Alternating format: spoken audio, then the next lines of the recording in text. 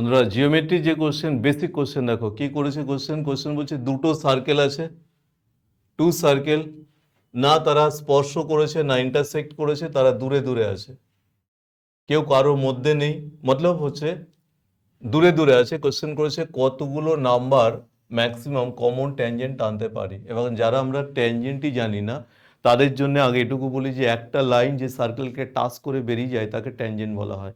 যদি সেই লাইনটা এই দুটো সার্কেলকেই ইকুয়ালি টাচ করে তখন তাকে আমরা কমন ট্যানজেন্ট বলি।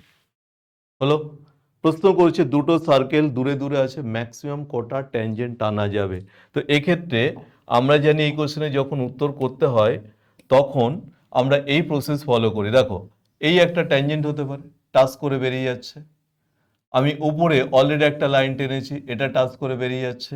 যদি এখান থেকে শুরু করি তাহলে এর এদিকে একটা টাচ করে বেরিয়ে গেল, আর এখান থেকে যদি শুরু করি তাহলে এর এদিকে একটা টাচ করে বেরিয়ে গেল।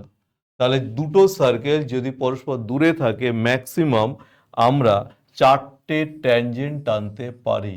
এখন এই কোশ্চেনের সাথে এ প্রশ্ন এসে দাঁড়ায় যদি দুটো সার্কেল ইনকেস দূরে না থেকে পরস্পরকে টাচ করে যায় তাহলে কটা ট্যানজেন্ট টানতে পারবো।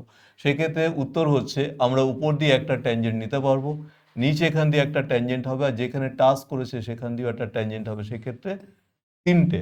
এখন আরো একাধিক প্রশ্ন আসে, দুটো সার্কেল যদি ইন্টারসেক্ট করে, দুটো সার্কেল যদি ইন্টারনালি টাচ করে থাকে তাহলে কটা হবে। এরকম ভ্যারাইটি অফ কোশ্চেন পড়ে। আই হোপ এখানে যে কোশ্চেন ছিল প্রত্যেকের জন্য তা ক্লিয়ার হয়েছে।